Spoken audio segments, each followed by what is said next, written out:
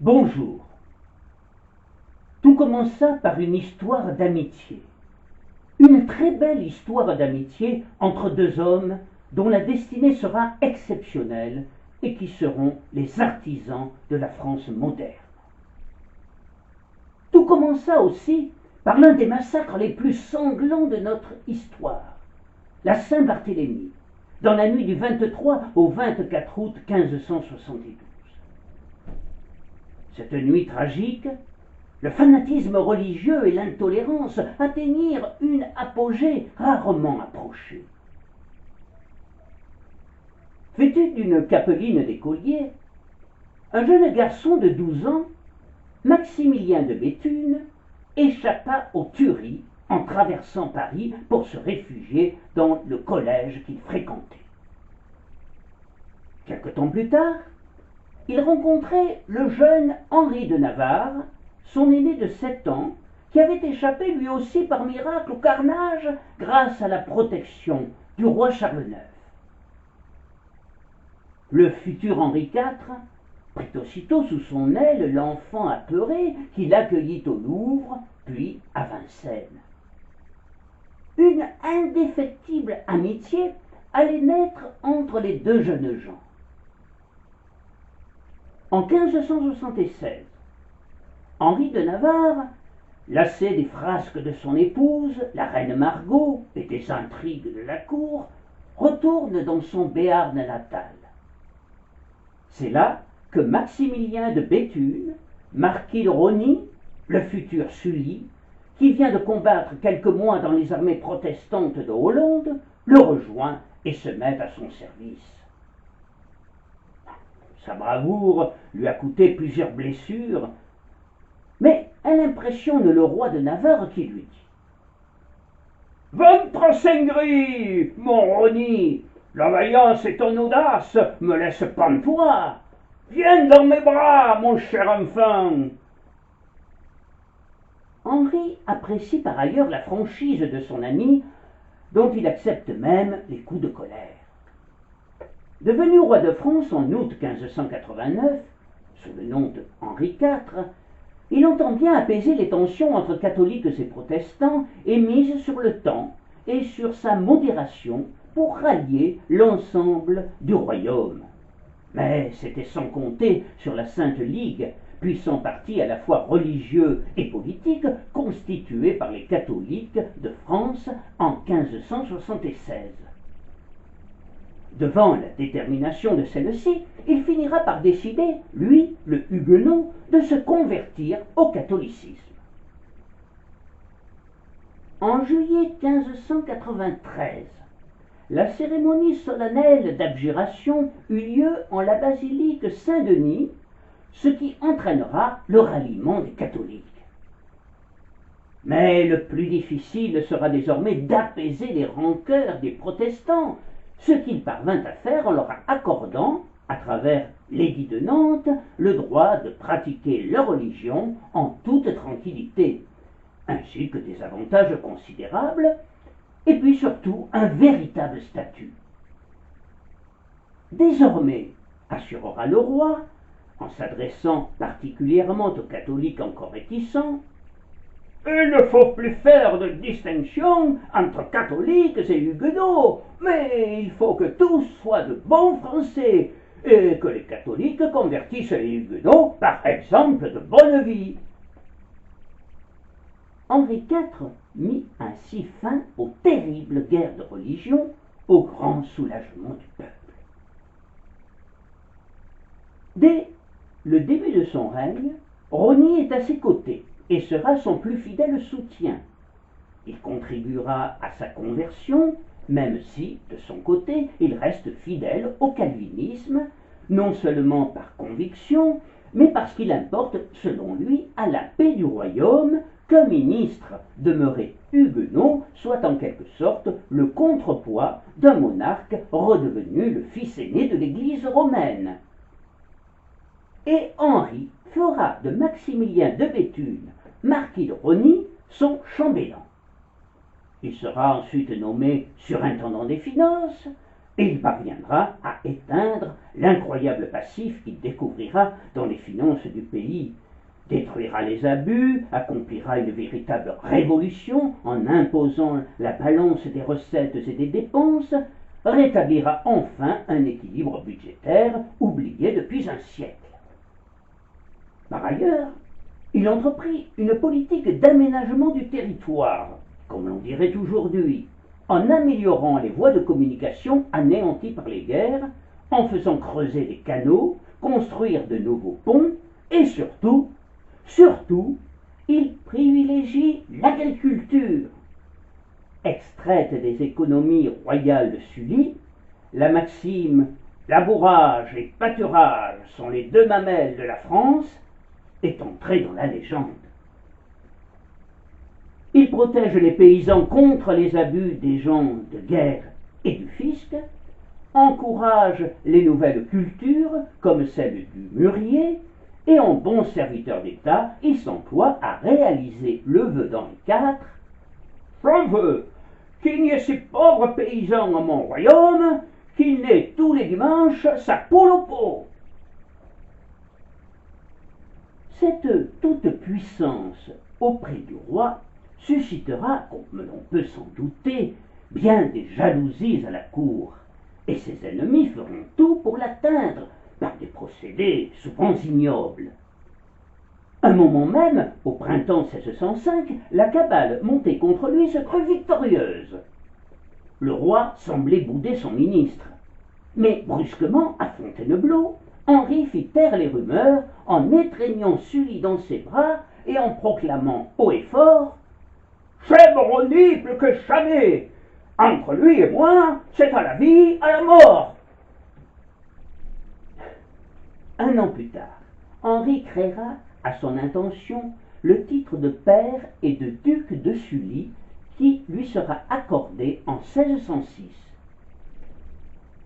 Bon, pour marquer cet événement, le nouveau duc invita à l'Arsenal une soixantaine de personnes, essentiellement des collaborateurs et quelques proches, pour un repas au gras et au maigre.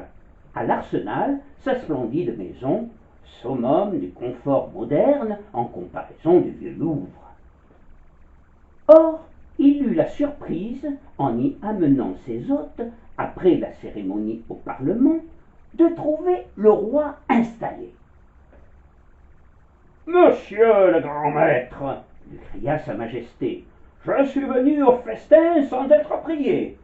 Vais-je dîner ?»« Cela pourrait bien être, sire, lui répondit Sully, car je ne m'attendais pas à tant d'honneur.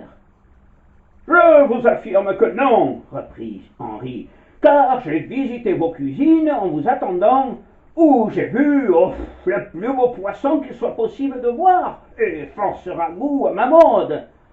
Et même, parce que vous tardiez trop à mon gré, j'ai mangé de vos petites huîtres et bu de votre vin d'Arbois, le meilleur que j'ai jamais vu.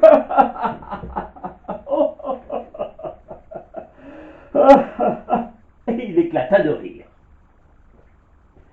Tel était dans ses bons jours le ton du descendant de Saint-Louis. Au début de l'année 1610, la funeste année 1610, Henri, à 57 ans, est un homme toujours vigoureux, plein de fougue, les cheveux intacts, le teint vermeil, l'œil flammeux et brillant, mais sa barbe est blanche, son visage ridé, et il souffre de la goutte en raison d'une nourriture trop copieuse. Les délicats le trouvent peuple. Pourtant, si l'unique méridional qui ceindra la couronne de France fut élevé à la béarnaise, jouant et se battant avec les enfants des paysans, vêtus comme eux, escaladant en leur compagnie les rochers du pays, il gardera de cette expérience le goût des contacts avec tous les milieux et celui de l'empirisme dans la conduite des affaires. Et il s'est aussi montré, à l'occasion, une grandeur royale, et même porté avec aisance des étoffes magnifiques et des diamants à son chapeau, même si d'ordinaire ses vêtements feraient plutôt pitié. Pourtant, les anciens habitués de l'hôtel royal ne se sentent guère à l'aise au Louvre. La cour la plus raffinée du monde, réglée par une étiquette impérieuse, est devenue, avec Henri IV, une sorte de camp, de kermesse, où les gens se bousculent, s'étouffent, se querellent. Le roi passe, joyeux et goguenard, au milieu de cette confusion, interpelle l'un, raille l'autre. Les bienséances, les odeurs suaves, la poudre violette des mignons de son prédécesseur, Henri III, se sont perdus au fond des temps. Sa Majesté a pour amis de rudes compagnons, parfois analphabètes, comme le connétable de Montmorency, toujours rabelaisiens. On cite les plaisanteries scatologiques de son vieux complice, Antoine de Roquelaure, comme naguère les exploits au bilboquet de Bellegarde. Une virilité grossière a remplacé les délicatesses androgynes chères à Henri III. L'absence de décorum suffoque également les survivants des anciens âges. De surcroît, la familiarité bonhomme du roi choque certains. Ses réparties sont célèbres. Voilà sans doute le premier chef d'État qui se serve de ces mots comme d'un moyen de gouvernement. Dans le futur, il sera imité par d'autres et continue par l'être, même actuellement. Mais si Henri IV brocarde parfois ses contemporains avec un certain manque de finesse, souvent pour choquer et susciter des réactions, son intelligence est vive et sa mémoire excellente. De plus, il parvient à juger les pensées et les paroles de ses interlocuteurs, sur leur mine et sur leurs yeux. Mais ce qui le caractérise le plus, c'est son indulgence avec son peuple et le respect qu'il affiche pour les opinions et les croyances de chacun. À une époque de fanatisme où, en partie pour se donner bonne conscience, on mettait en avant sa foi profonde et son hostilité pour les autres religions, Henri détonnait. D'où cette réflexion en forme de boutade dépourvue de vérité, du nom dépourvu de vérité du chroniqueur Pierre de l'Étoile. On disait qu'il était catholique et huguenot tout ensemble, et ainsi avait plus de religion que tous ses prédécesseurs.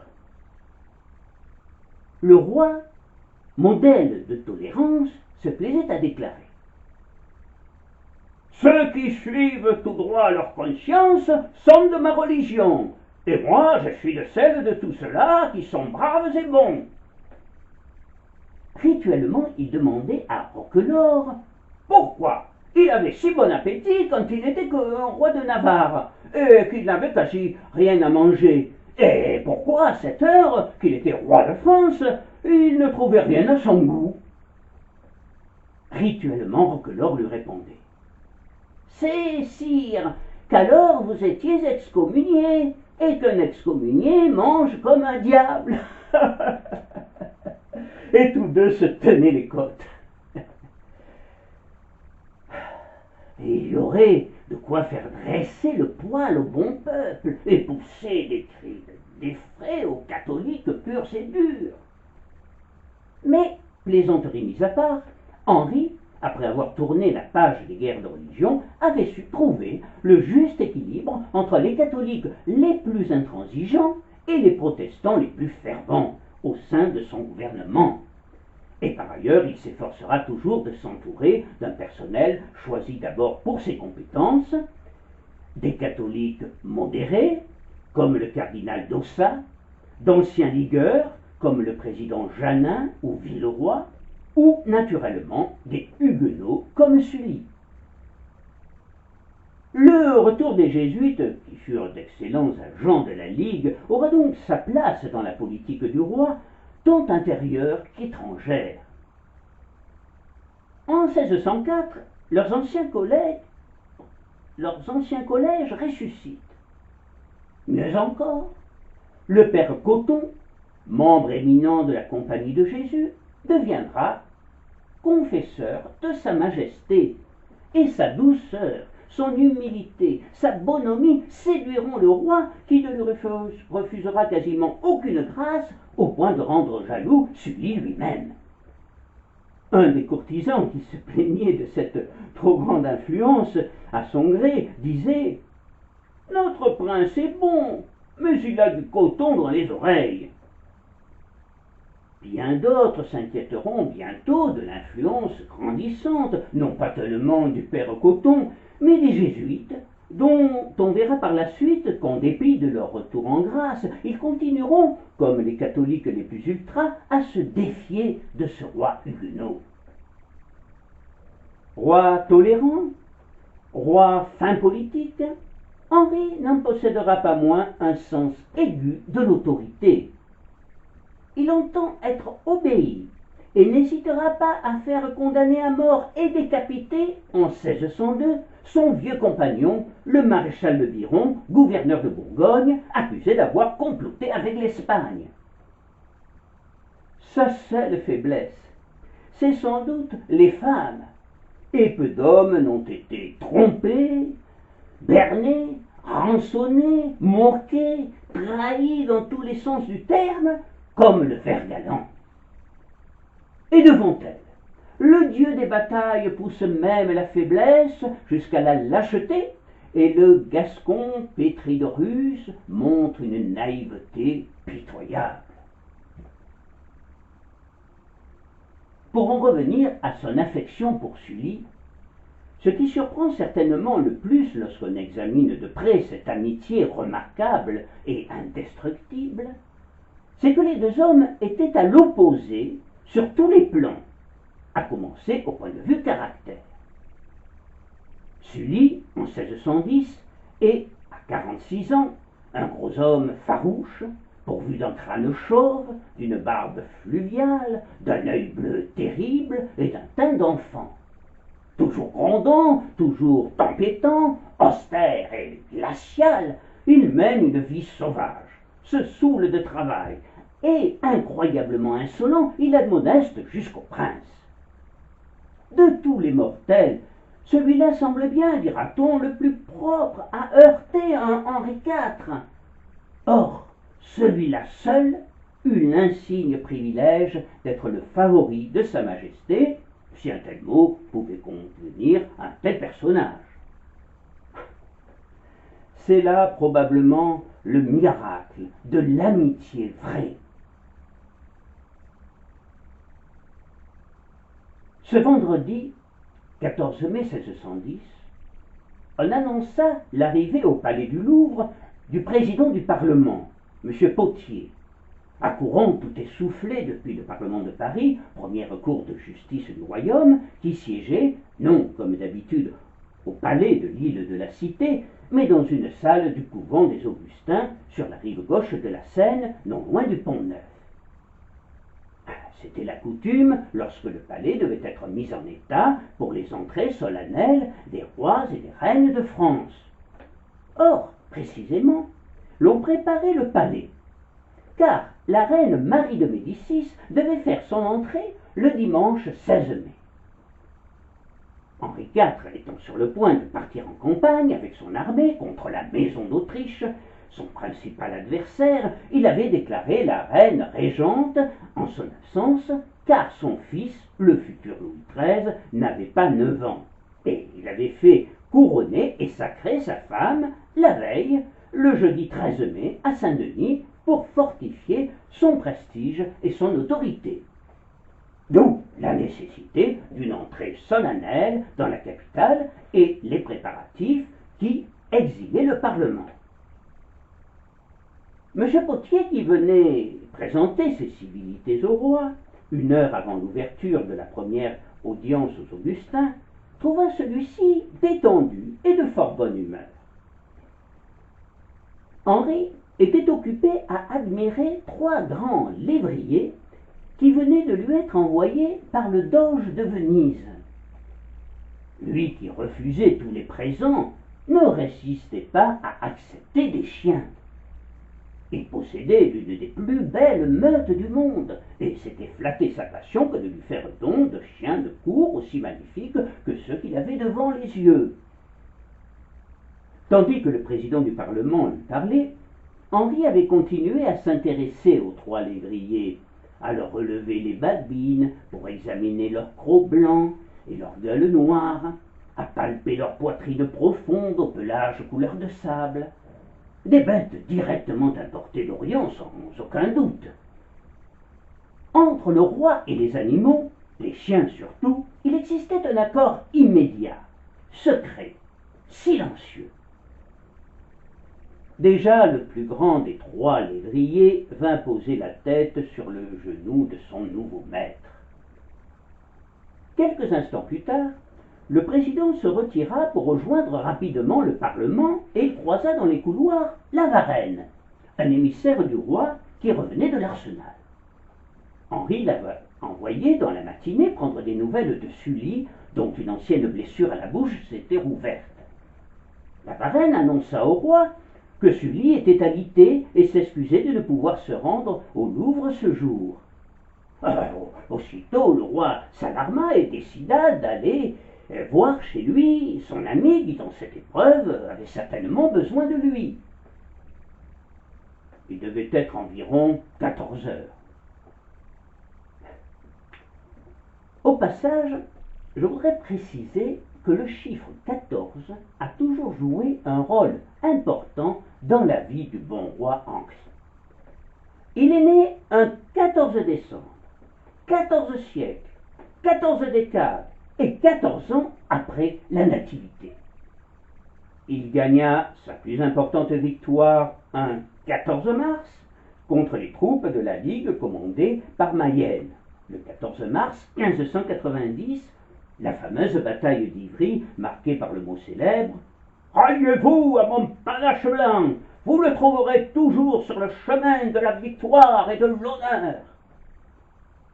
Son nom compte 14 lettres, Henri de Navarre.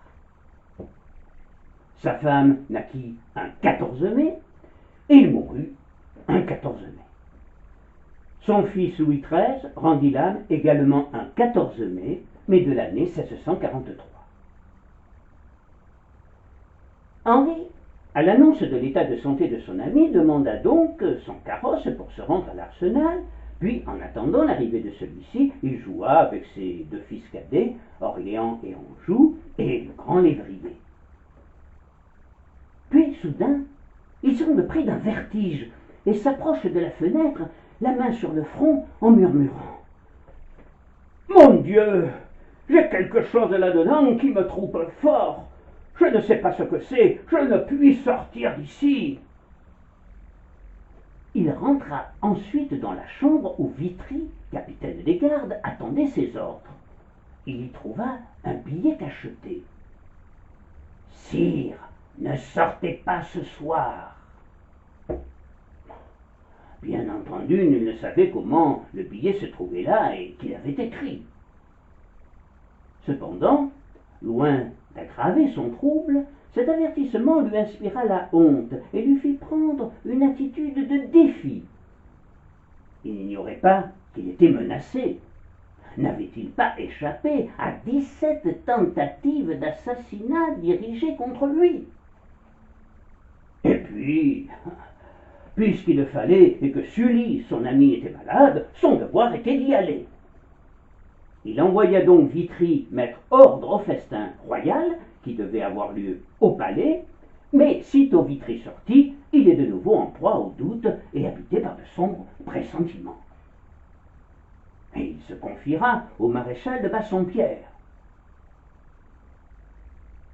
« Vous ne me connaissez pas maintenant, vous autres, mais je pourrai un de ces jours mourir, et quand vous m'aurez perdu, vous connaîtrez ce que je valais et la différence qu'il y a de moi aux autres hommes. » Un certain nombre de faits lui reviennent également en tête. Il repense notamment au réveil brutal de la reine la nuit dernière. « Je songeais, lui dit Marie épouvantée, qu'on vous donnait un coup de couteau sur le petit degré. » Henri l'avait rassuré en riant. « Loué soyeux, ce n'est qu'un songe. » Il s'était rendormi aussitôt, mais rêva à son tour qu'une maison de la rue de la Ferronnerie lui tombait sur le corps. Il en avait fait le récit le lendemain.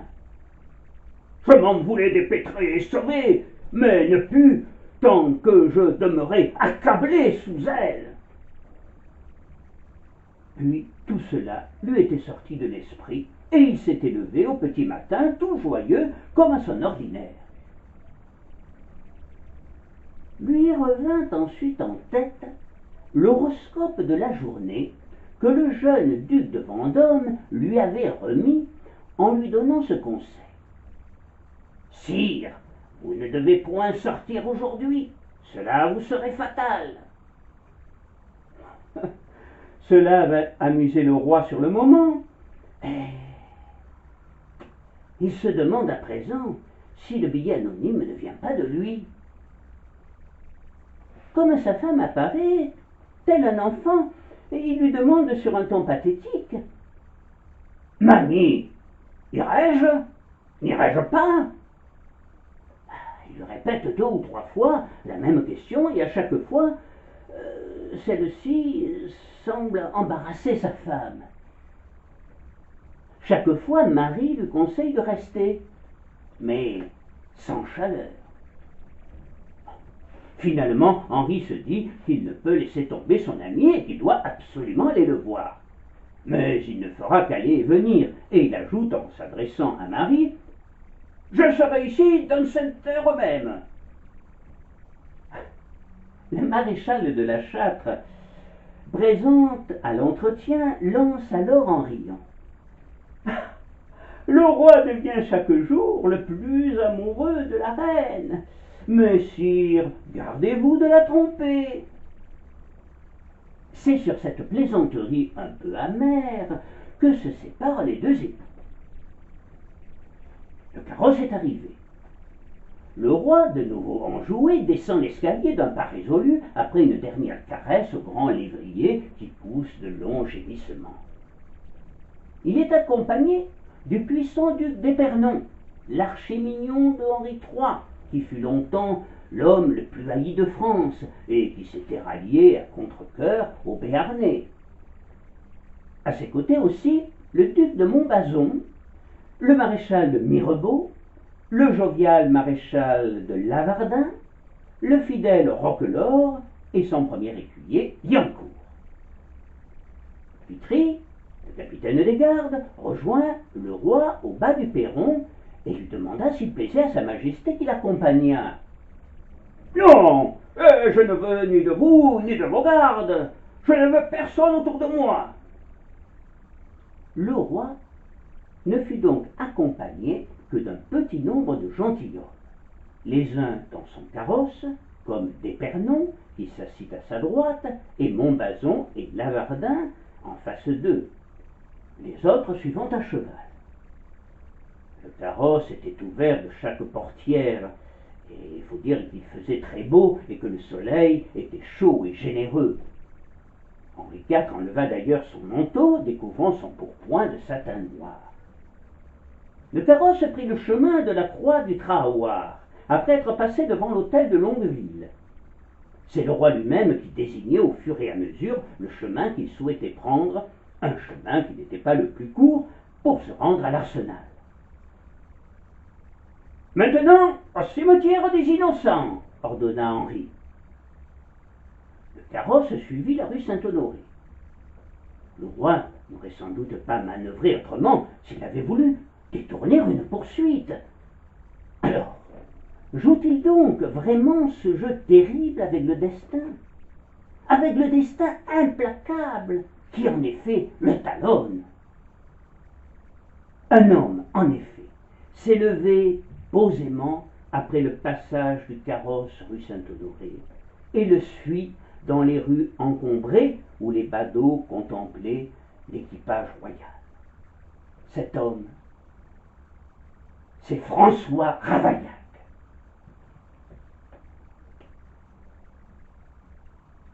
Il est natif de Touvres, près d'Angoulême, en 1578, et il y réside.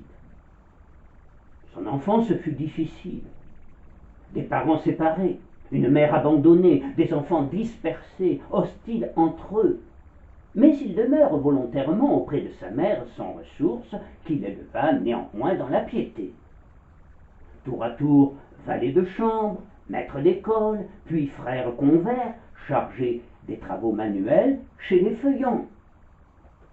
Les Feuillants étaient une congrégation de l'ordre de Cîteaux qui se rattachait donc à la grande famille bénédictine, installée à Paris depuis 1588 dans un monastère de la rue Neuve-Saint-Honoré, non loin des Tuileries.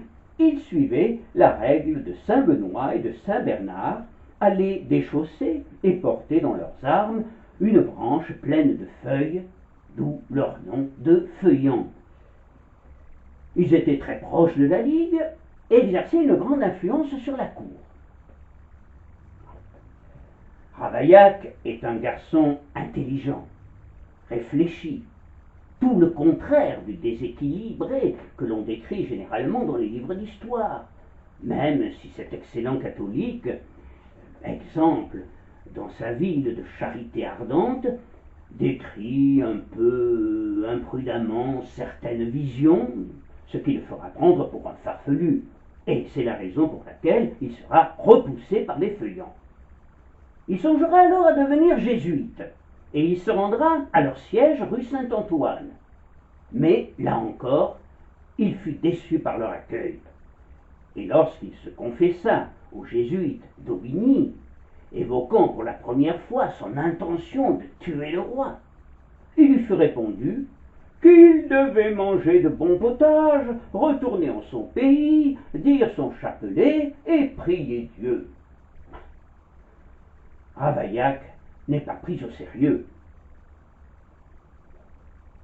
Voilà 2 jours qu'il est arrivé à Paris, de plus en plus résolu à tuer le roi.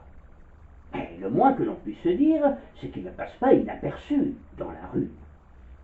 C'est un véritable géant, à la barbe et aux cheveux couleur de flamme, et portant un habit, quelquefois rouge, plus souvent vert, coupé selon la mode flamande. On peut donc s'étonner que personne n'ait remarqué ce personnage singulier qui suivait le carrosse. Phénomène collectif d'aveuglement, de stupidité, de terreur, de fatalisme.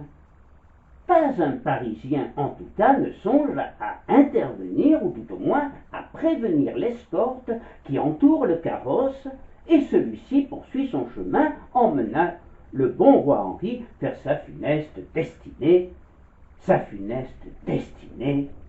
qui avait un nom, celui d'une rue, ou plutôt d'un boyau qui bordait du côté gauche le mur du cimetière des Innocents, au bas duquel s'entassaient échoppes et boutiques, la rue de la Ferronnerie, celle-là même qui s'effondrait sur lui, dont son rêve prémonitoire qu'il avait tant marqué la nuit dernière.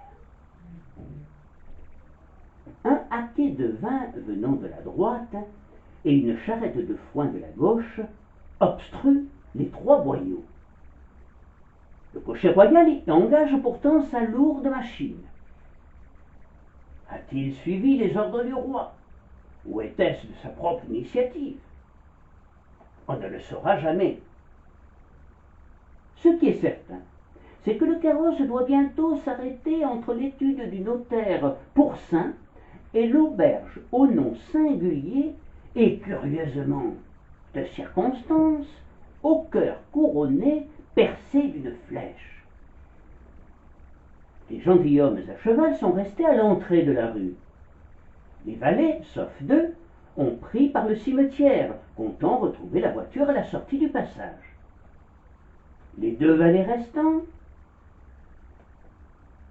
l'un s'occupe de faire ranger les charrettes alors que le second raccommode sa jarretière. Aussi incroyable que cela puisse paraître, à ce moment-là, plus personne ne garde le carrosse où le roi a passé son bras autour du cou d'Épernon pour lui dire une lettre. Pour Ravaillac, c'est le moment propice. Son manteau rejeté sur l'épaule, cachant le couteau, il se glisse jusqu'au cœur couronné percé d'une flèche, Il escalade une borne placée devant cette maison, s'accroche de la main droite à la portière et de la gauche porte un coup de couteau au roi, un coup ajusté qui déchire superficiellement la poitrine au-dessus du cœur. « Ah, je suis blessé !» s'écrie le roi. Ravaillac a réalisé son agression avec une facilité déconcertante. Mais rien ne presse. Devant le manque de réaction et la surprise de Montbazon et de Lavardin, qui ne comprennent rien, il va parfaire son travail et une seconde fois frapper comme la foudre. Il semblerait que le duc d'Épernon tentât de détourner ce second coup, à en croire tout au moins Girard, le panégyriste d'Épernon. On peut penser que cette histoire invérifiable a été inventée après coup par le duc, dont on savait qu'il n'aimait guère le roi, tout en lui faisant bonne figure, dans le seul but de démontrer qu'il avait tout fait pour arrêter le meurtrier. Ce qui est sûr, c'est que Ravaillac put encore porter un troisième coup, sans en être nullement empêché, et que selon ses propres dires, il donna dans le corps du roi comme dans une botte de foin. « Qu'est-ce, sire » aurait alors interrogé Montbazon, dont le troisième coup perça la manche. « Ça n'est rien » murmura le roi. Il aurait ensuite répété ces mots d'une voix éteinte, tandis qu'un flot de sang jaillissait de sa bouche. « Ah, sire » s'écria la force, « souvenez-vous de Dieu !» Mais déjà, Henri n'entend plus les voix de la terre. En l'espace d'un instant, tout a basculé. La mort avait saisi le roi de la façon la plus épouvantable. Au cours de la 57e année de son âge et de la 21e année de son règne, le 14 mai 1610, à 16 heures, il y a exactement 410 ans aujourd'hui. Encore le meurtre du seul roi dont la France ait gardé la mémoire et entouré bien de mystères. Autour du carrosse, le désarroi, l'affolement sont tels que s'il n'eût jeté son couteau lorsqu'il fut certain d'avoir atteint son objectif, personne n'aurait même eu l'idée de lui retirer. Enfin, le cri terrible retentit. « Le roi est mort !» Et aussitôt s'ensuivit un terrible tumulte. Enfin, les gentilshommes de la suite du roi arrivent et se saisissent de l'assassin. M. de Burzon le frappe au visage du pommeau de son épée, et M. de Saint-Michel, ne pouvant contenir sa colère, s'acharne sur lui, bientôt rejoint par 7 ou 8 hommes, l'épée en ligne, poussant des cris de mort. Épernon intervient alors avec l'autorité d'un chef. « Ne le tuez pas, il en va de vos têtes !» Lors de l'enquête, ce geste sera mis à son crédit, car s'il avait voulu cacher quelque chose, il aurait laissé ses gentilshommes tuer l'assassin du roi. Toujours sur ordre du duc, qui rassure les témoins fort émus, en assurant que le roi n'est que légèrement blessé, les mantelets du carrosse sont rapidement rabattus, et la voiture rejoindra le Louvre à vive allure. Dans son petit cabinet, où il est étendu, Henri a encore la force d'ouvrir les yeux par 3 fois avant d'expirer. Jérôme L'Huillier, procureur général et conseiller du roi, nous rapporte avec beaucoup d'émotion ce que furent ces derniers instants. Il était étendu sur son lit, tout vêtu, son pourpoint ouvert et déboutonné, sa chemise sanglante. Et néanmoins, monsieur le cardinal de Sourdis était là, à ses oreilles, et Boulogne, l'aumônier, d'un côté, monsieur Levic, président du Parlement de l'autre. Était là aussi le sieur Delorme, premier médecin de la reine, qui faisait les prières d'exhortation, telles que l'on a accoutumé de faire à une personne qui est à l'agonie de la mort. Mais le pauvre prince était déjà passé. Les Parisiens pleurent ce monarque qui, en 1593, a abjuré sa foi protestante pour leur ville. « Paris vaut bien une messe !» disait Henri. Le sentiment dominant de la grande majorité des Parisiens est donc la tristesse et le désespoir, mais aussi la peur, une peur presque panique. La stupeur devant le régicide tétanisera les Parisiens qui le soir se retirèrent dans leur logis, écrit Michel Cassan dans un récent ouvrage, La Grande Peur de 1610. Une dalle au sol rappelle encore aujourd'hui l'endroit où le bon roi Henri était tombé, devant le numéro 11 de la rue de la Ferronnerie. Quant à l'assassin, il fut conduit, non en prison, mais à l'hôtel de Retz, proche de la rue de la Ferronnerie, où il fut gardé non moins comme criminel que comme une bête furieuse. Il ne semblait pas affolé, et apparut même serein. Il déclara aussitôt n'avoir jamais été influencé par personne, mais seulement par les sermons auxquels il avait appris les causes pour lesquelles il est nécessaire de tuer les rois. Tuer le roi.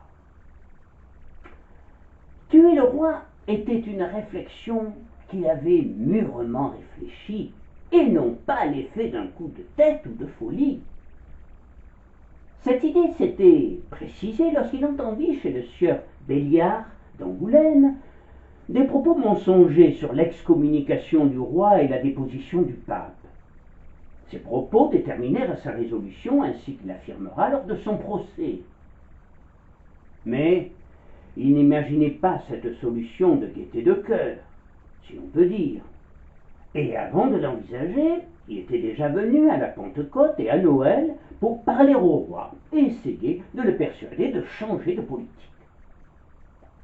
Probablement s'était-il cru investi directement d'une mission divine, comme Moïse ou Judith, car au cours de son premier interrogatoire, à la question « Qui lui avait donné ce conseil ?», il répondra qu'il n'en dira la vérité qu'au prêtre en confession et non ailleurs. Pour obtenir audience au roi vers la Pentecôte de 1609, il se rendit 3 fois au Louvre, mais à chaque fois il fut repoussé par la force capitaine des gardes. Il se rendit aussi chez Madame d'Angoulême, mais il ne put voir qu'un secrétaire. Il parla à un écuyer de la reine Marguerite, nommé Ferrare, sans recevoir autre chose qu'une réponse évasive. Il alla demander au cardinal du Perron de lui donner un interlocuteur, mais il ne put franchir le barrage des aumôniers et le cardinal lui fit dire de s'en aller. Alors, ne pouvant parler au roi au nom de Dieu, il finira par décider de le tuer. Plusieurs tentatives n'aboutirent pas, et il retourna à Angoulême, mais il n'abandonna pas son projet jusqu'à Pâques 1610. Il reprit alors le chemin de Paris afin de réaliser enfin son dessein. Pour cela, il vola un couteau dans une hôtellerie, mais au moment d'agir, il hésita et il finit par repartir. À Étampes, il rompit même son couteau, mais dans un faubourg d'Étampes, il aperçut tout à coup un Ecce Homo, le Christ, la peau marbrée de coups de flagellation, couronné d'épines, déchiré, sanglant, offert aux clameurs, aux insultes, aux cris de mort de la foule. Toute cette souffrance était pour lui, Ravaillac, et lui, il reculait. C'est qu'en fait, il réfléchissait. Il continuait à réfléchir, à se poser des questions, à peser le pour et le contre. Il revint à Paris, refit la pointe de son couteau sur une pierre et suivit le roi à la messe au feuillant. L'arrivée du duc de Vendôme l'empêcha d'agir. Nous étions le 7 mai. Il chercha le roi pour le frapper dans le couloir sombre qui menait, entre les 2 tours, dans la cour du Louvre. Il ne le put à cause des gentilshommes. Mais, rue de la Ferronnerie, il put enfin atteindre le roi et il le tua.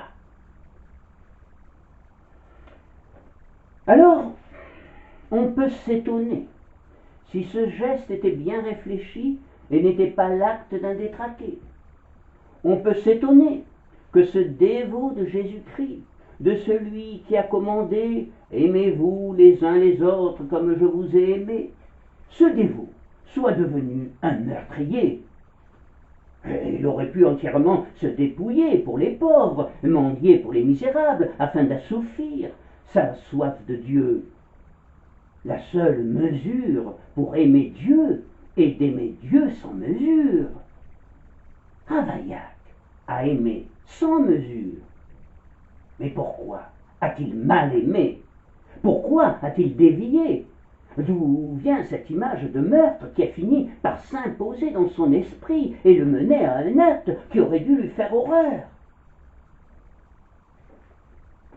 En fait, ce qu'il faut savoir, c'est que depuis plusieurs semaines circulaient, sous la garantie des théologiens les plus sérieux, des études très nocives. Le 5e commandement de Dieu, tu ne tueras point, comporte des exceptions. Un particulier peut tuer son prince sans jugement si celui-ci est un tyran, s'il est hérétique, s'il menace l'Église et le bien public. Ces théories, véhiculées par certains jésuites, se basaient sur la doctrine d'Emmanuel de Sá, jésuite portugais, dont le livre Aphorismi Confessiorum se trouvait dans toutes les mains des confesseurs jésuites, mais aussi dans celles de beaucoup de non-jésuites. Celui qui gouverne tyranniquement une seigneurie justement acquise, écrivait Emmanuel de Sá, ne peut en être dépouillé si ce n'est par jugement public. La sentence prononcée, chacun peut en devenir l'exécuteur. Il peut aussi être déposé par le peuple, même si celui-ci lui a juré l'obéissance perpétuelle, si, averti, il ne veut se corriger.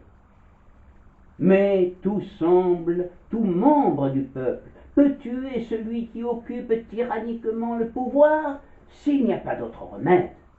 C'est en effet l'ennemi public. Propagé par la prédication de certains prêtres à une époque où la chair jouait dans l'ordre politique le rôle de la télévision et d'Internet, à notre époque, par des pamphlets nombreux et par des confesseurs dont le rôle discret s'avérait immense, ces idées faisaient leur chemin et furent sans doute à l'origine de l'assassinat d'Henri III par Jacques Clément et de nombreux attentats contre la vie d'Henri IV. Lors de son procès, les juges interrogèrent Ravaillac sur les raisons pour lesquelles il avait voulu tuer le roi. Celui-ci répondit qu'il s'était décidé à tuer le roi parce qu'il avait entendu dire qu'il voulait faire la guerre au pape et transférer le Saint-Siège à Paris. Faire la guerre au pape, c'était pour lui l'affaire contre Dieu, d'autant plus que le pape est Dieu et Dieu est le pape. Afin de juger par lui-même de la véracité de ses dires, il avait tenté à plusieurs reprises de le rencontrer pour lui parler, comme nous l'avons vu, mais sans y parvenir.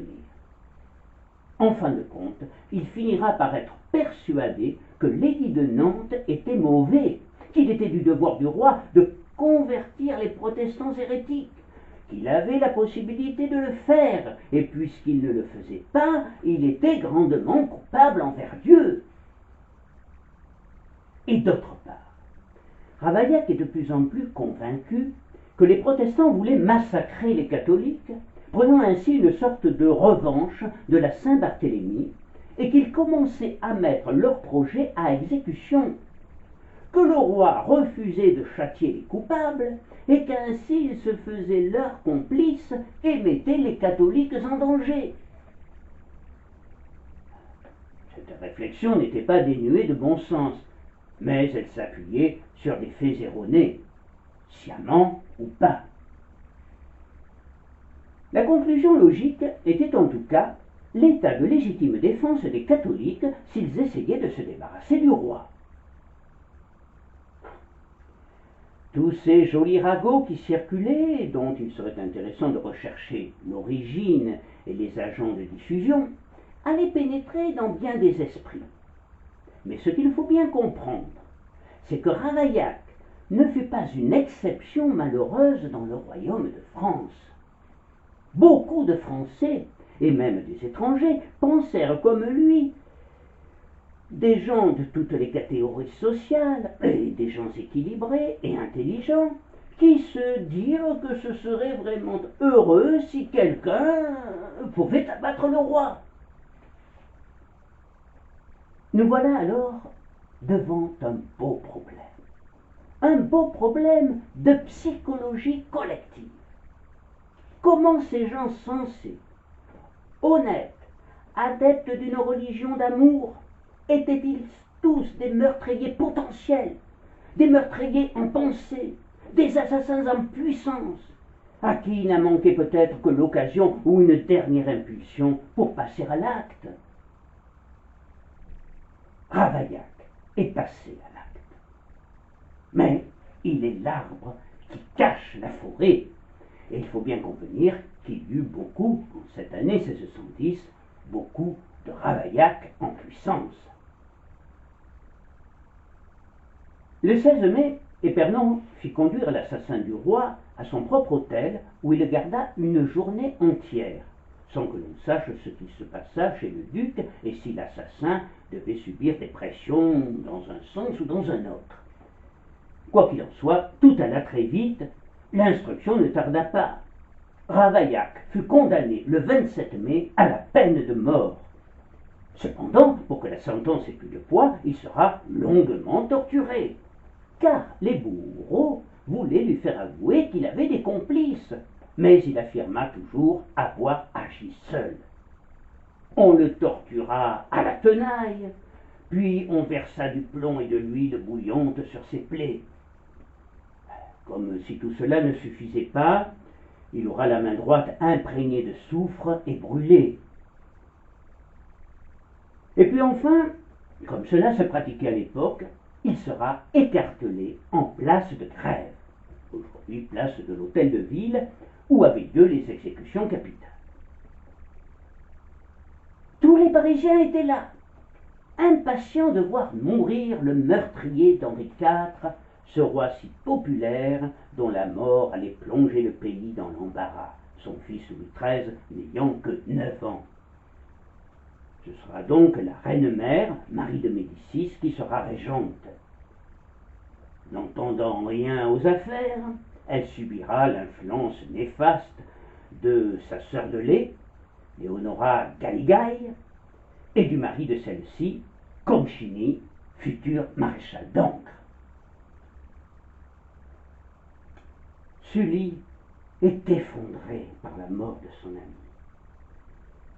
Mal aimé de la cour, il démissionna de toutes ses fonctions en janvier 1611 en proclamant « Le royaume tombe en d'étranges mains » et il se retira sur ses terres de Sully-sur-Loire où il mènera une existence solitaire presque entièrement consacrée au souvenir de son maître et ami. Souvent, cet homme réputé dur et insensible pleurait comme un gosse et portait à ses lèvres le médaillon qui renfermait le portrait de celui à qui il continuera à vouer une indéfectible admiration et une véritable vénération, et dont il ne se séparera jamais. Après une longue période d'oubli et d'indifférence, il recevra le bâton de maréchal de France des mains du cardinal de Richelieu. Sully avait alors 72 ans. Ses dernières heures seront consacrées à la rédaction de ses mémoires dans lesquelles il expose le grand projet caché de Henri IV, la constitution d'une république chrétienne. Sully avait-il son idée sur Ravaillac et sur l'assassinat d'Henri? Sans doute, mais il ne le dévoile pas dans ses mémoires. Ce qui est certain, c'est que bien des zones d'ombre, bien des mystères entourent encore la mort du bon roi Henri, et bien des idées reçues, des thèses fantaisistes, des sottises se sont inspirées, se sont imposées au fil des siècles. Et il est grand temps sans doute de connaître, enfin, tout au moins d'essayer, d'appréhender la vérité sur Ravaillac.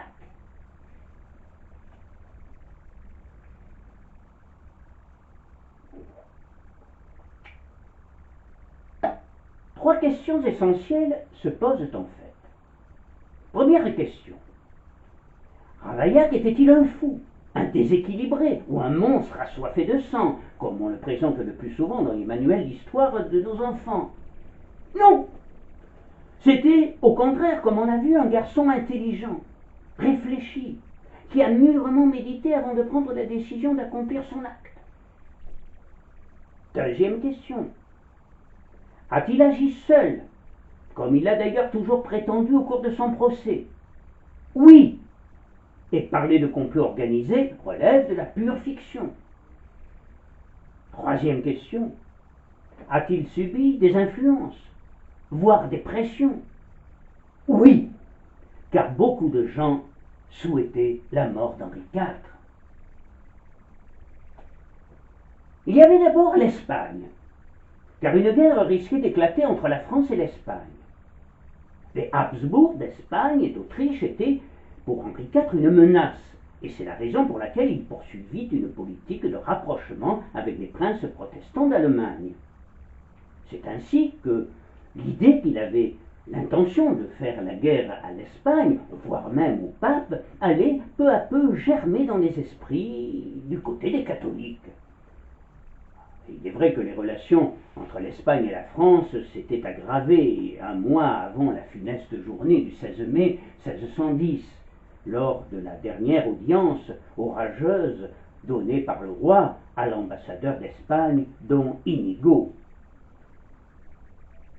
Voilà un court extrait du dialogue entre les deux hommes. L'ambassadeur. Sire, je suis ici de la part du roi mon maître pour savoir de votre majesté pourquoi vous armez une si puissante armée et si c'est contre lui. Le roi. Si je lui avais manqué comme il a fait de moi, il aurait eu occasion de se plaindre. Oh, je supplie votre majesté de me dire en quoi le roi mon maître vous a manqué.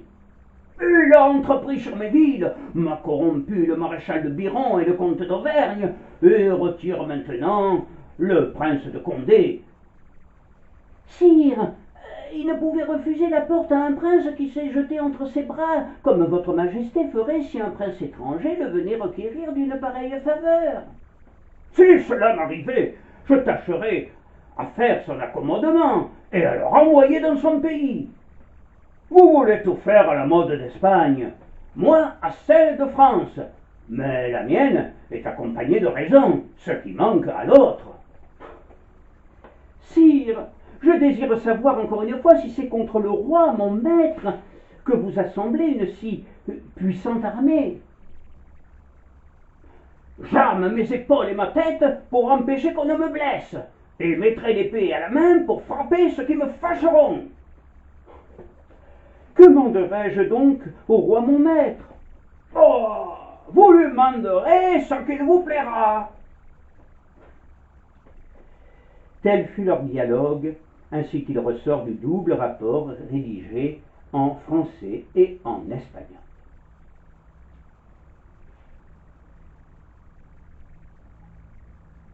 Parmi ceux qui souhaitaient également la mort d'Henri IV et auraient pu manipuler le régicide, Pierre de l'Étoile ne craint pas de désigner nommément l'archiduc. L'archiduc. Eh bien, l'archiduc, c'est le souverain des Pays-Bas espagnols, ou en gros l'actuelle Belgique. L'archiduc Albert de Habsbourg. C'est la fameuse piste flamande. Dans une lettre de l'ambassadeur de Genève en France, la rumeur d'un complot fomenté à Bruxelles par Albert sera sérieusement évoquée. Une rumeur selon laquelle un ou plusieurs tueurs avaient été envoyés à Paris vers le 23 avril 1610. Si les Habsbourg d'Espagne et d'Autriche accusaient le roi de France de préparer la guerre, force est de constater que Henri ne désirait pas vraiment la faire, cette guerre. Et je pense qu'il aurait sans doute tout fait pour l'éviter. J'en ai autant envie qu'à me jeter à l'eau, avouera-t-il à Bassompierre dans une crise de fatigue, quelques instants après sa rencontre avec l'ambassadeur d'Espagne. Mais dans l'esprit des gens, et plus particulièrement des catholiques les plus fervents, celle-ci était inévitable, et seule la mort d'Henri pouvait l'empêcher. Le couronnement de la reine devant être célébré le 10 mai, Ravaillac programma le meurtre pour le 11 ou le 12, en tout cas le plus rapidement possible après le couronnement, car la mort du roi apporterait alors infailliblement le pouvoir au parti hispano-ultramontain. En effet, le nonce et l'ambassadeur d'Espagne siégeraient au conseil de la régente, ce qui était sans exemple et ne se revit jamais. Il est assez étonnant de voir que Ravaillac était au courant de tous ces détails. Je disais précédemment que beaucoup de gens souhaitaient la mort du roi. Et puisque l'on parle de l'Espagne, il faut en venir à Épernon. Henri accusait l'Espagne d'avoir trempé dans la conspiration de Biron. Il avait redit de façon explicite à l'ambassadeur Dominigo. Le duc d'Épernon, qui avait signé avec l'Espagne un traité, avait été aussi mêlé à ce complot avorté. Il faut bien voir qu'en dépit de son attitude obséquieuse, le duc haïssait Henri et ne pouvait que redouter une guerre dans laquelle le roi se sentirait peut-être assez fort pour le briser, voire lui infliger le même sort qu'à Biron. Pour toutes ces raisons, il est vraisemblable qu'Épernon ne pouvait que souhaiter la mort du roi. Épernon, qui était gouverneur d'Angoulême. Mais oui, parfaitement, Angoulême. Angoulême, la ville de Ravaillac, que d'ailleurs il connaissait. De là à penser qu'il conforta celui-ci dans l'idée que tous les bons catholiques auraient intérêt à voir disparaître le roi, il n'y a qu'un pas.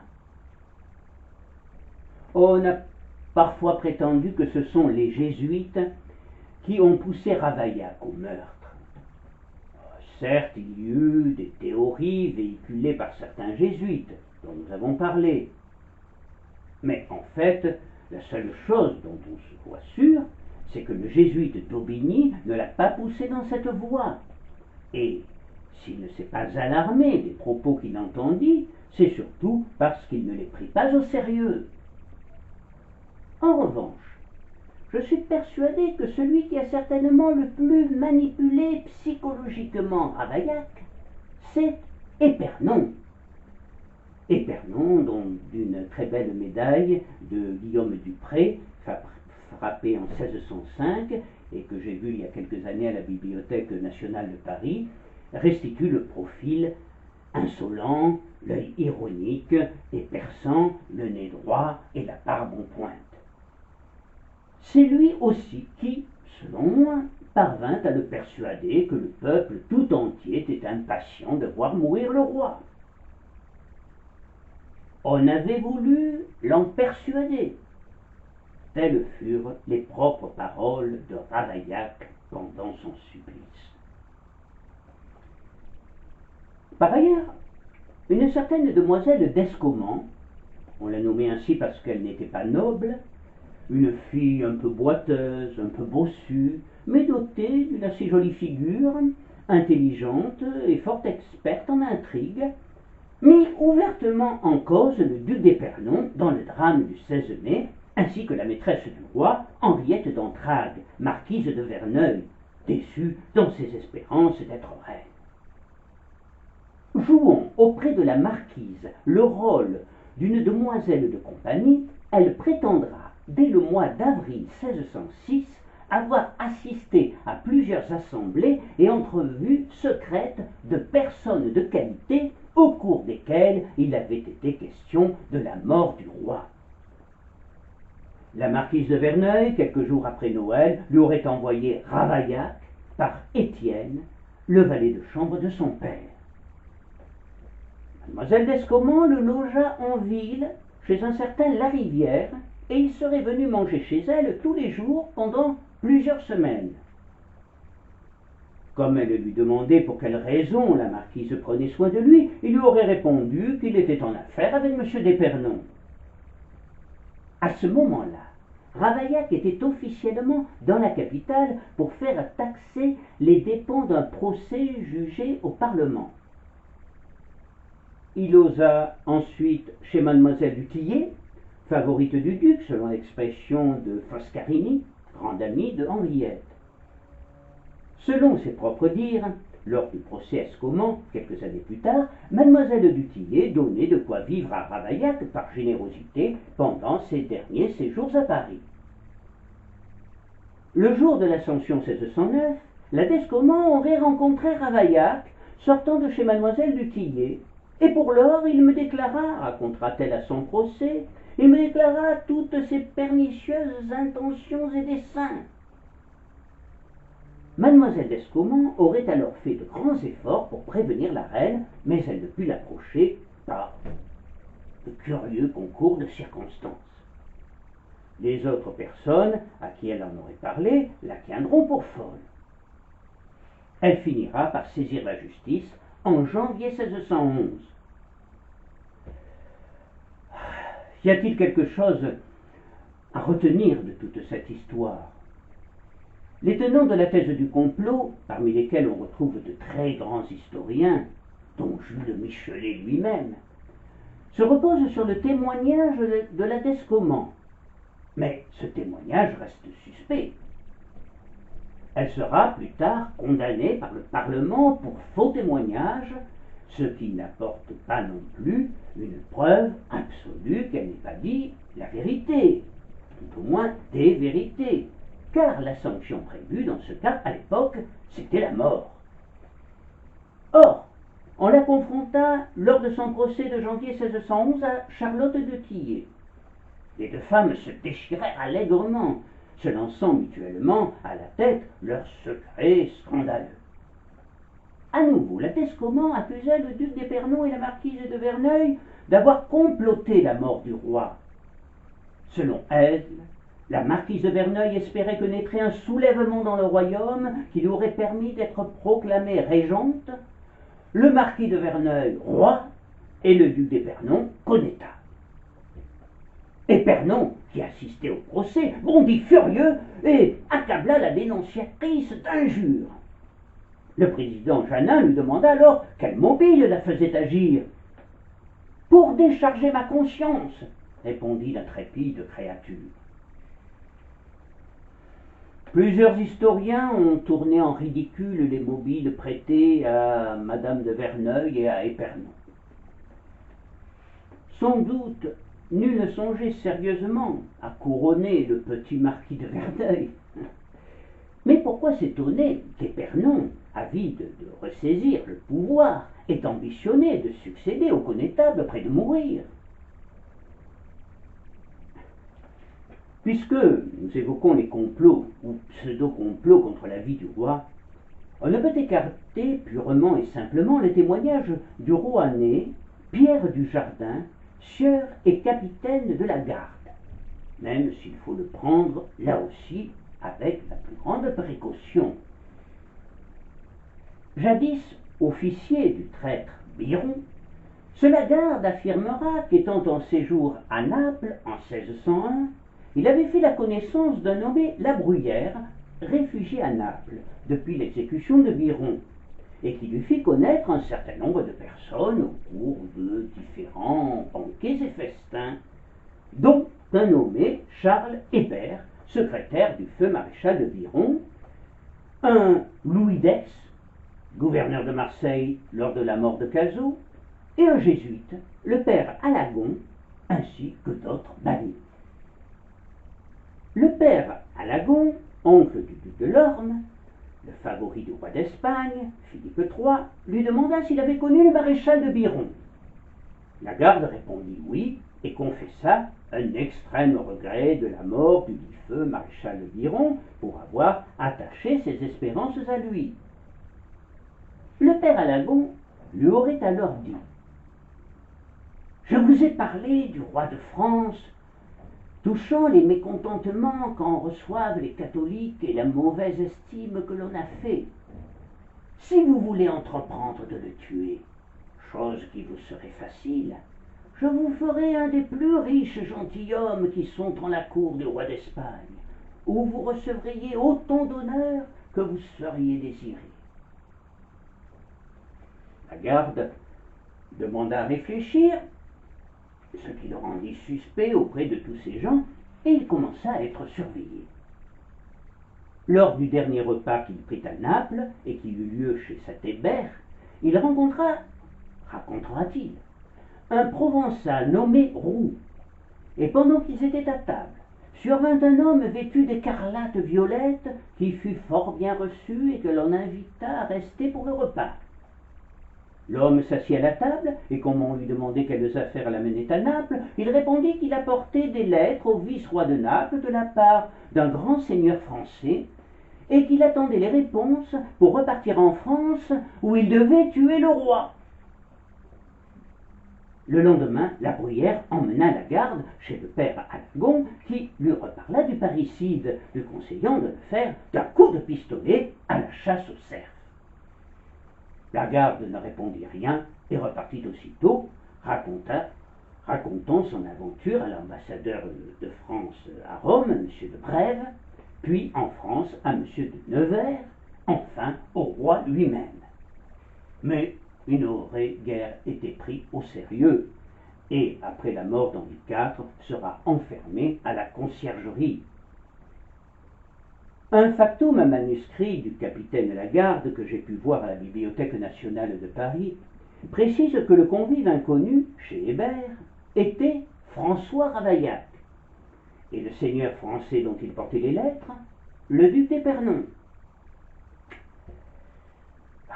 Ce qui peut surprendre, c'est que le capitaine imaginera seulement en 1615 d'avoir vu Ravaillac à Naples, et nous ne disposons d'aucune preuve de cette présence de Ravaillac en Italie. Toutefois, après la manière incohérente dont furent traités Jacqueline d'Escoman et le capitaine de la Garde, il est au moins difficile de soutenir que dans toute cette affaire, il n'y avait aucun secret à cacher.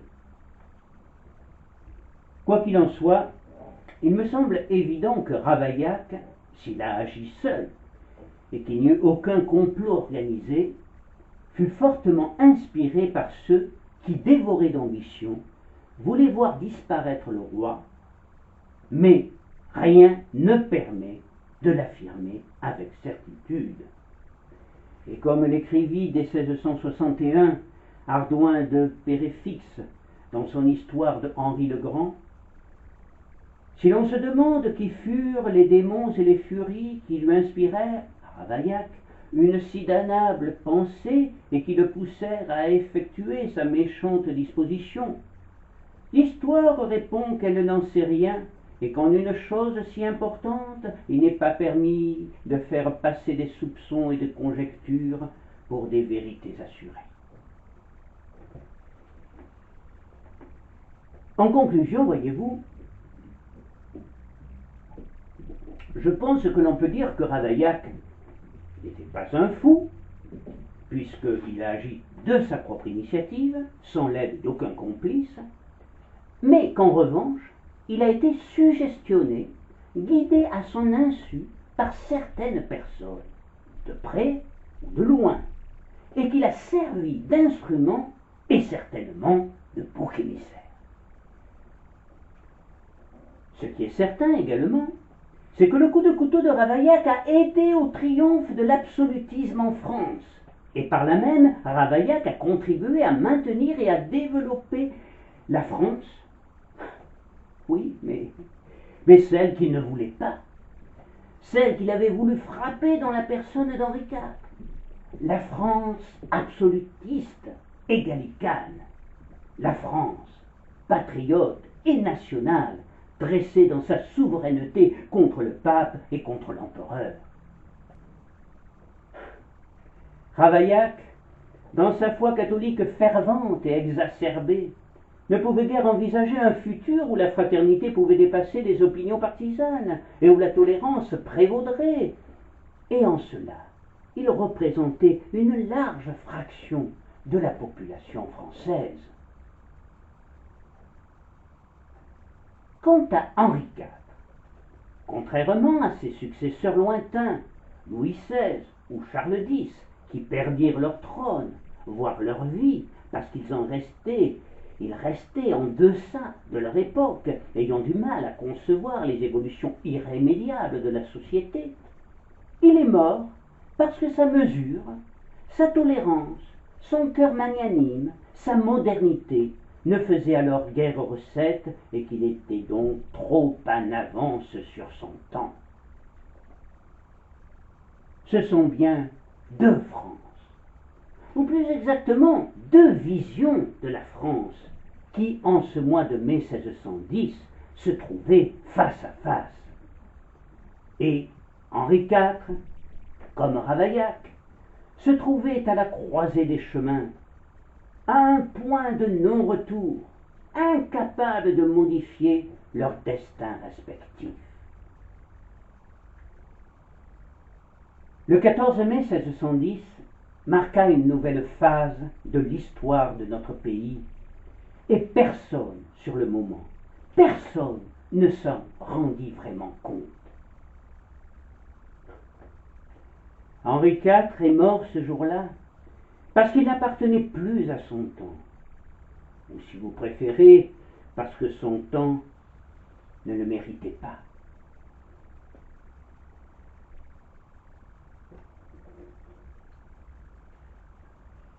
Et il me reste encore quelques instants pour vous raconter une anecdote cocasse, et ce fait, je le précise pour les sceptiques, a été attesté par devant notaire.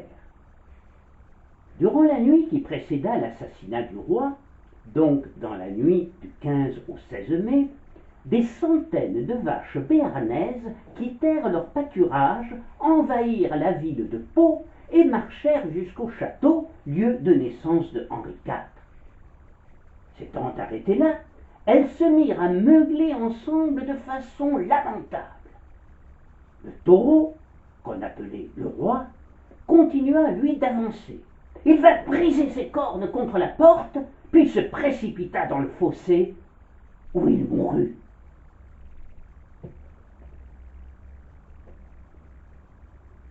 Je vous remercie et à bientôt.